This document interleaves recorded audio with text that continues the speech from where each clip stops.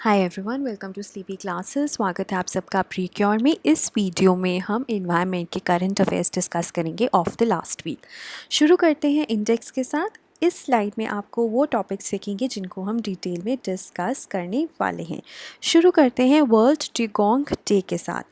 देखो, जो डुगोंग है, जिसको हम कॉमनली सी काउ कहते हैं, ये यूपीएससी का फेवरेट है।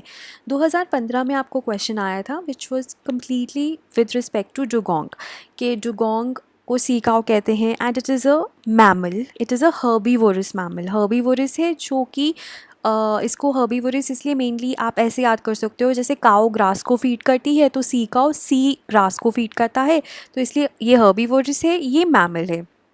दूसरा क्वेश्चन एक पुराना क्वेश्चन है जिसमें आपको 3 एनिमल्स के नाम दे दिए थे, sea cow, sea lion and I guess sea horse, है ना। तो आपसे पूछा था इन तीनों में से कौन से मैमल्स हैं। तो सी काउ तो आपको पता ही है मैमल है और हर्बीवोरस है ना। जो सी लायन है वो भी मैमल है लेकिन वो कार्निवोरस है, ठीक है। और जो सी हॉर्स है ना वो फिश है।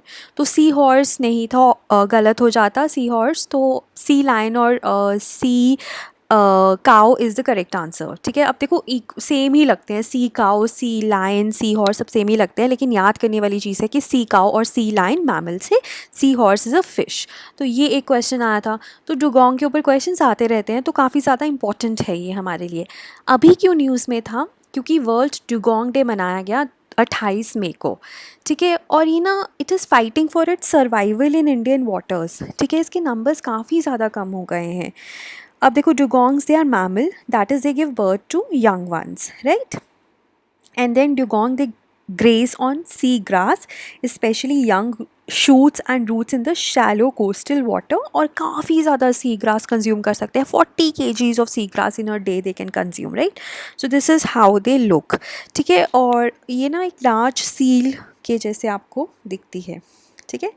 उसके बाद देखो, एक सर्वे हुआ था 2013 में by Zoological Survey of India. उसमें ये पता चला था there are just 250 dugongs in Gulf of Mannar in Tamil Nadu, ठीक है, Andaman and Nicobar Islands and Gulf of Kutch in Gujarat, ठीक है। और इनफैक्ट जो 2015 का क्वेश्चन था उसमें ये एक ऑप्शन थी कि they are found throughout the coast of India, वो गलत था, ठीक है, क्योंकि कुछ आइसोलेटेड जगहों पे ही आपको मिलती है डुगोंग। इस साल भी होगा and it will be with the help of under water drone cameras. It was announced on World Dugong Day. देखो, there is no doubt that they are important part of the marine ecosystem, और अगर ये deplete हो जाते हैं तो पूरा food chain ही disrupt हो जाएगा, ठीक है। उसके बाद अगर हम इनके IUCN स्टेटस की बात करें तो वनरेबल है और schedule 1 of Wild Life Protection Act में आता है। So I hope dugong it is clear for now. Then next is stubble burning. ये न्यूज़ पंजाब से है। पंजाब में आपको पता है अभी वीट हार्वेस्टिंग हुई है और कोविड के टाइम पे हुई है इस बार। और इस बार बहुत ज़्यादा इंसिडेंट्स रिपोर्ट हुए हैं स्टबल बर्निंग के। देखो, हर बार ही स्टबल बर्निंग होती है। इनफैक्ट जब पेडी की हार्वेस्टिंग होती है तब ज़्यादा होती है। आपने सुना भी होगा, सर्दियों में एकदम ही पोल्यूशन ऊपर हो जाता है, दिल्ली में बहुत ज़्यादा इफेक्ट दिखता है। लेकिन वीट हार्वेस्टिंग के बाद भी होती है, लेकिन इस बार बहुत ज़्यादा हुई है।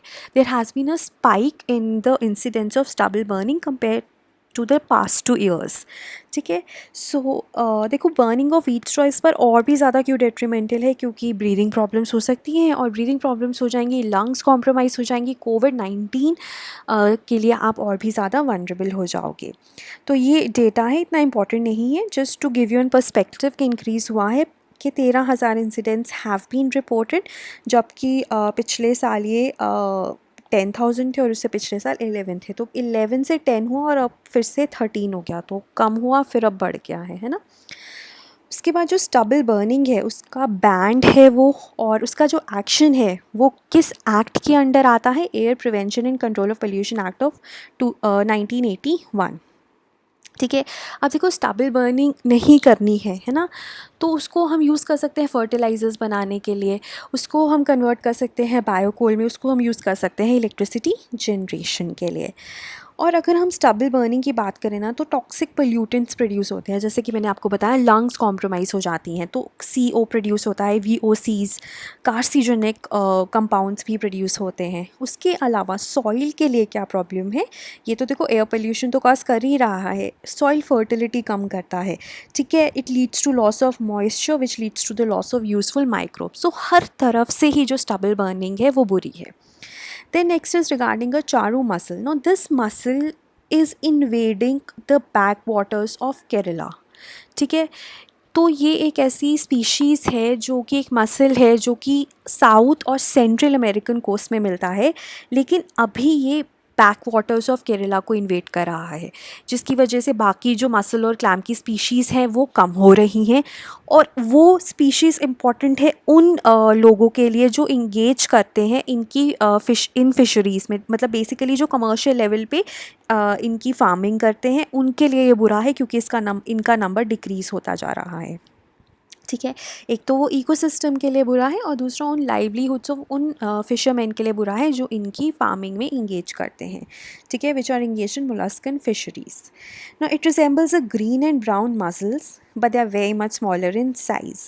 ठीक है, कलर भी वेरी करता है, black to brown to purple to dark green, right. और it is a serious threat to the endemic species diversity of the brackish water habitats of Kerala coast. That is obvious कि दोनों के लिए नुकसान है, जैसे कि मैंने आपको यहाँ पे भी बताया फिशरमैन के लिए भी नुकसान है और बायोडाइवर्सिटी के लिए तो है ही। ठीक है, this is how it looks.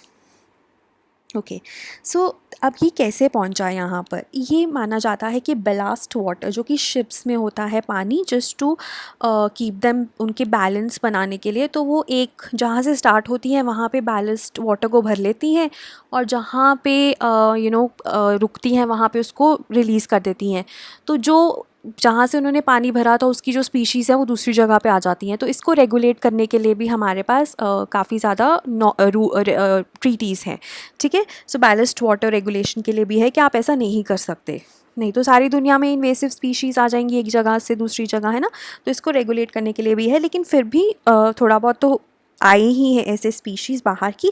और दूसरा कहा जाता है साइक्लोन नोकी जो 2017 में आया था उसने भी हेल्प की है इसकी इन्वेशन में, right.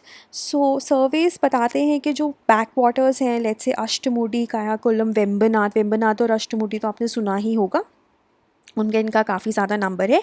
Ashtamudi is also a Ramsar site, it remains the worst hit.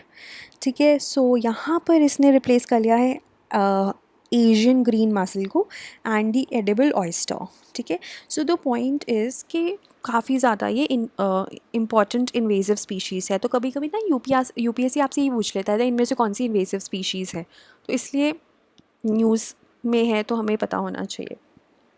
Then last is butterfly migration.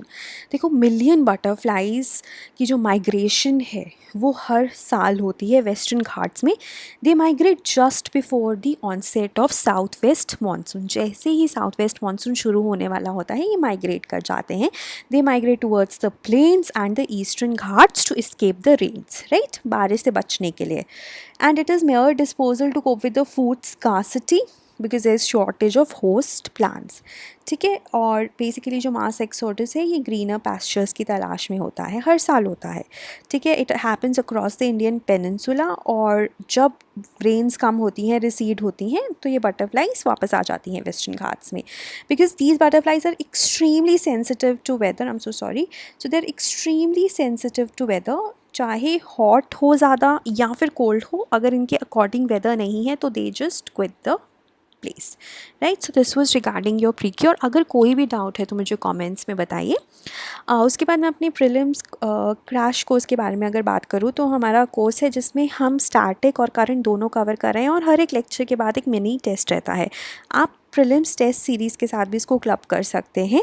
आप सब्जेक्ट वाइज क्रैश कोर्स भी ले सकते हैं। और अगर हम PCM कोर्सेज़ की बात करें for 2021, so we have courses with and without answer evaluation, installments भी अवेलेबल हैं। अगर मैं इनके कंटेंट्स बताऊँ आपको, so we give you the content. ठीक है, जो भी हमारा कोर्स प्रीलिम्स और मेंस का कंटेंट है, उसके बाद हर लेक्चर के बाद क्विज़ रहता है, 3 क्वेश्चंस का, ताकि आपकी रिवीजन हो। उसके बाद हम आपको आंसर्स लिखवाते हैं। After 3 months we start with our answer writing. Daily रोज़ का एक आंसर लिखना है आपको, ठीक है। इसके हम वीडियो सॉल्यूशंस देते हैं आपको और इवैल्यूएशन करके देते हैं, अगर आप विद आंसर इवैल्यूएशन लेते हैं। Prelim test series with video solutions, prelims crash course, essay का कंटेंट, एस्से की इवैल्यूएशन चाहिए तो आपको अलग कोर्स लेना पड़ेगा। तो काफ़ी ज़्यादा रीजनेबली प्राइस्ड है and end to end solution है, राइट। और पॉल साइंस और सोशियोलॉजी ले सकते हैं आप। कॉम्बिनेशन देखो इसलिए फ़ायदेमंद है क्योंकि आपका थोड़ा कॉस्ट कटिंग हो जाती है प्रीलिम्स टेस्ट सीरीज़। तो अगर आप इनरोल करना चाहते हैं तो sleepyclasses.com में टारगेट 2021 का एक ड्रॉप डाउन है, वहाँ पे जाइए, ठीक है। You will get all the courses and in case you face any doubt, आपको कोई भी डाउट है, आप इस नंबर पे हमें कॉल भी कर सकते हैं, राइट। Thank you.